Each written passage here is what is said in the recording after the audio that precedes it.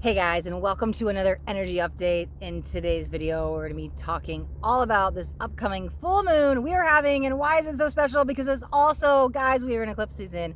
So it also is a lunar eclipse. And not only is it a lunar eclipse, it's a total lunar eclipse. So let's jump into the video to talk all about everything you need to know about this upcoming full moon, a lunar eclipse. Okay, so the full moon, the lunar eclipse will be on November 8th, and the moon will also be in the sign of Taurus.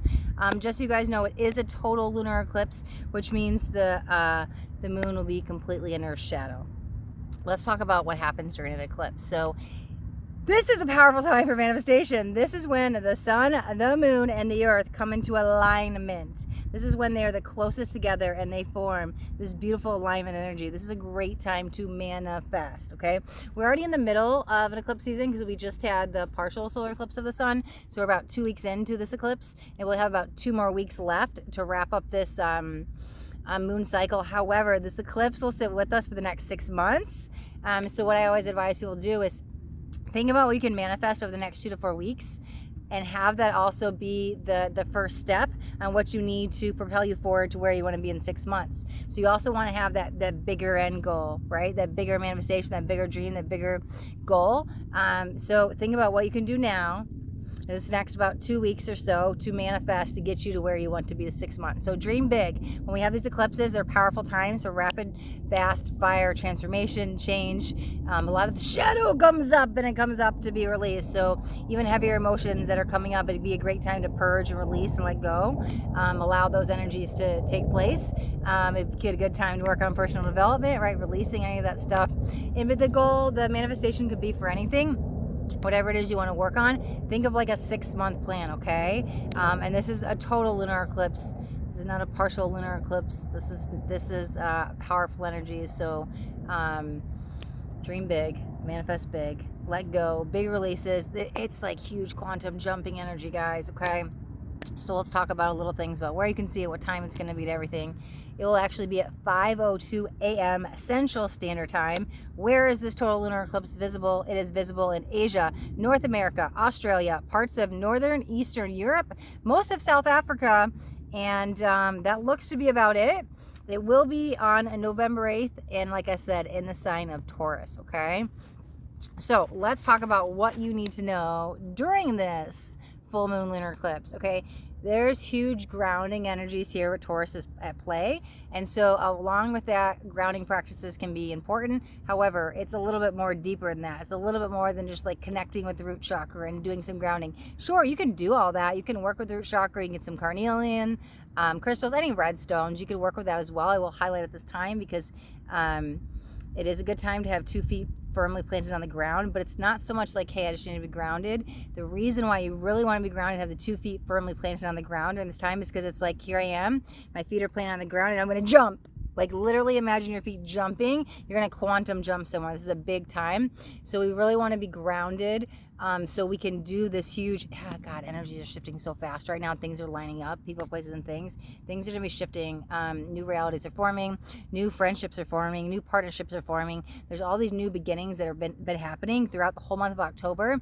But now they've been like cycling in where you're starting to see effects of them. So there's as much as all these changes have been taking place, there's all these new realities being formed. It's a great time to like quantum jump into an alternate timeline, and so that's why the 2 feet firmly planted on the ground are going to be very important.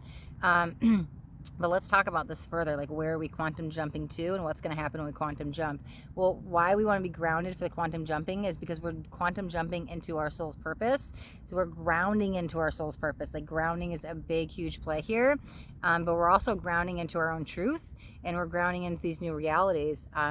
So along the way, we might have had to realize some things we had to let go of. It can be a person, it can be a place, it can be a thing, it can be a limiting belief, can be something about yourself. But as we've been releasing them, a lot of September going into October, now we're kind of grounding into our truth, our current reality. Acceptance is also coming in, grounding into the reality we're in now, because it's almost like the second of realization of where we're at allows us to ground into new realities, right? And these new realities are aligning us with soul's purpose, aligning us with why we're here. A little bit more soul's mission than life purpose because they're a little bit different. But I also feel that really finding some truth into who you are, why you're here, what you came to do, how you, if you resonate with being a light worker, like what you are here to do to help the planet. And it's like, wow, I kind of see things from that broader perspective, a bigger picture, because you have these 2 feet grounded in the ground, but it's really grounding you into your soul's mission here on Earth. Okay. So like I said, there's all this new energy that's like flying around. So allow new relationships to be coming in. They might have already been coming in. They might be coming in through the middle of, even all the way through the middle of December. I want to highlight that there's a lot of new relationships coming around this time. But there's also big changes that are also on the horizon. A lot of them have already been taking place. So you guys might have already been feeling the changes. Start to roll with the changes. Don't fight them. Again, accepting where we're at so the changes can come in, because we don't want that resistance energy where now we're fighting those changes. But there's even bigger changes that are coming on the horizon. It's almost like we've kind of stepped forth into this new reality, but it's like, oh, there's more. There's more. It gets bigger. It gets better. There's more changes. Like there's a lot more coming. I really want to highlight going into December with this. So things that we can continue to do in this time is continue to let go and allow these new energies to come in, right? We don't want the resistance energy. We don't want to fight with the ego. We don't want to shadow box ourselves with what we think we may need, because what it actually is what we think we want might be a little bit different than what we need. So really just like releasing that control and stepping forth into, okay, well, this is happening for a reason. I'm going to accept it. This is what I need. May not be what I want. So really a time of just letting go. A good also time to reflect on what's been going on. In your reality, I would kind of look at the last 90 days, to be honest, because that kind of feels like there's these soul cycles that have been happening. And so if you can kind of see the shifts and changes that have been happening, maybe daily, weekly, monthly, whatever's been going on, especially over the last 90 days, you're probably going to see you've had these little quantum jump shifts already. And we're still in that energy of shifting. We're still shifting because we haven't got to this big, huge change that's coming on the horizon. It's a bunch of little shifts that have been happening, but there's a big change on the horizon that's coming. So just things to keep in mind, being about true surrender, about true letting go. And I really want to highlight the word true, because it's really about your truth. And that's where I think these new realities are coming in, because you're grounding into your truth. You're grounding into your reality. And you might even be finding your voice in your throat chakra and all of this. But the more we are letting go at this time and realizing what we may need may be different than what we want, it's also helping these shifts come in a little bit smoother. Because, right, we let go of that control. So just maybe even be aware of whatever resistance you might be holding on to at this time. So you could let it go. You could even do some release work if you want to kind of release whatever that control, the resistance, anything that's coming at this time. Because the more we are getting into that true surrender, the faster these changes are coming, because they're like on the horizon. They're here. I'd expect a lot of them by... I expect a lot of the shifts to be coming in by the end of November, but I would say, again, things are going to be continuing shifting throughout middle to end of December. So that's what I got about this upcoming full moon, total lunar eclipse. So now we're going to grab you guys a moon message, and so we're just going to do a quick 3-card oracle pick. So once you guys decide on a number between 1 and 3, and whatever number you decide on, okay, there's the first one, we'll have the strongest message for you. Let's get all the cards out. Let's get the second card. Okay, let's see what we got. Yep, and I will have timestamps in the description of the video, so once you decide on your number 1, 2, or 3, you can check the description of the video and then just jump straight ahead to your card. Perfect. Okay, so if you chose card number 1, your message is, ooh, I love this. There's probably some lack with this as well, and something that we're releasing but realizing needs to happen. Okay, so the card says celebrate life. I celebrate every day by honoring, and respecting all life on Mother Earth, okay? So what I want to say with this card 1 is it's really about literally all those little victories. It's all the little ones that are leading you towards this bigger victory, the bigger manifestation. As we talked about, setting those smaller manifestations over 2 to 4 weeks that will lead you towards the 6-month goal, the 6-month manifestation. It's all those little quantum jumps that will get us to that big quantum jump. It's all the little goals that lead us to that final end game, right? And so it's almost like a couple things that are coming in with this. 1, don't forget to celebrate all your little wins.